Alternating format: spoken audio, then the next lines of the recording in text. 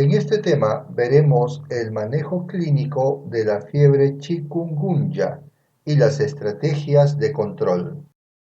Como hemos mencionado anteriormente, no hay un tratamiento antiviral validado para la infección por el virus chikungunya, de manera que el manejo de las formas típicas de la forma aguda, sin riesgo de severidad, deben estar orientadas a un tratamiento sintomático lo más pronto posible.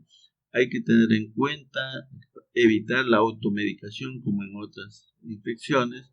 El uso de antipiréticos y analgésicos debiera estar adecuadamente orientado para el uso del paracetamol o el tramadol cuando los dolores son intensos, teniendo en cuenta las sobredosis y los efectos secundarios cuando se abusan de estos medicamentos. También se pueden utilizar agentes antipruriginosos como los antihistamínicos, y los corticoides no están indicados debido al riesgo de la reactivación de las manifestaciones reumatológicas tras la retirada de estos medicamentos. También está limitado el uso del ácido acetil salicílico por el riesgo del síndrome de Reye, y también los antiinflamatorios no esteroideos no están indicados en esta etapa de la enfermedad. También es importante considerar la hidratación adecuada, el reposo de las personas, el seguimiento por enfermeras auxiliares, sobre todo en personas que tienen serias limitaciones para movilizarse. La fisioterapia temprana es importante, incluyendo la movilización después de la fase febril. Y también es importante pues que el reposo deportivo sea necesario por periodos más prolongados. Es importante la consejería de los pacientes acerca de la automedicación o el uso excesivo de determinados medicamentos como el paracetamol o los analgésicos en general, y también el uso de barreras físicas para los casos sospechosos como los mosquiteros impregnados durante los 7 días después del inicio de los síntomas, en el cual tienen un periodo de viremia para evitar la infección de los mosquitos que a su vez pueden infectar a otras personas sanas.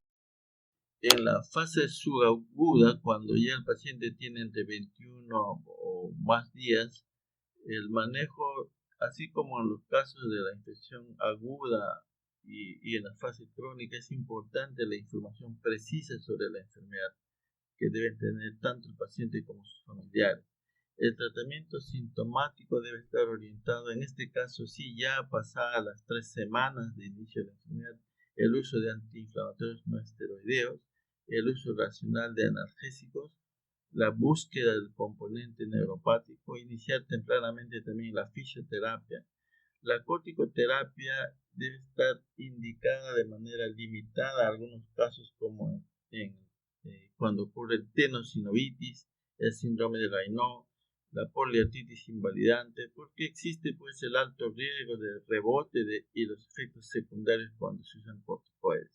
Una cosa importante es no operar los síndromes de Canales y el tratamiento debe ser local.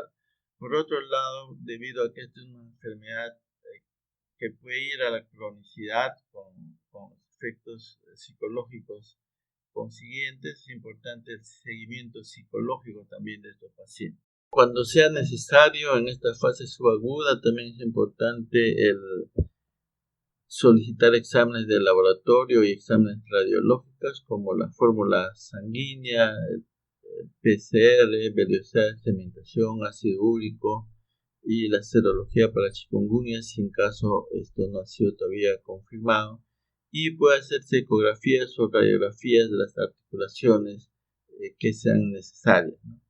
También es necesario pedir una opinión al reumatólogo, sobre todo cuando hay antecedentes de reumatismo o cuando hay artritis que ya están establecidas y cuando hay dudas en el diagnóstico. En la fase crónica de la enfermedad es importante dar información precisa al paciente sobre su enfermedad, sobre los tratamientos que va a recibir y sobre el impacto social que puede tener este problema. Igualmente es necesario hacer el seguimiento psicológico y a las alturas ya de los 90 días de enfermedad hablarle pues sobre y evaluar sobre el reumatismo inflamatorio crónico que pueda tener el paciente, sobre el equilibrio metabólico que tiene en ese momento y también la necesidad de hacer algunas radiografías en las articulaciones dolorosas y otros exámenes auxiliares que sean necesarios. También es importante chequear la osteoporosis y si hay factores de riesgo para ello, como es la edad, el sexo y el tratamiento con corticoides. El manejo de las formas inflamatorias debe incluir el descarte de la gota poliarticular y otras causas de poliartritis crónica. También comprobar, clasificar y evaluar el reumatismo inflamatorio crónico. En estos últimos, el tratamiento de fondo es necesario. En el caso de las artritis no deformante indiferenciada, el uso de analgésicos y antiinflamatorios no esteroideos, así como también valorar el uso de corticoterapia, pero en dosis bajas. También se puede recurrir a inmunomoduladores para el reumatismo que son destructores. Entre ellos tenemos el uso del metotrexate y de anticuerpos monoclonales.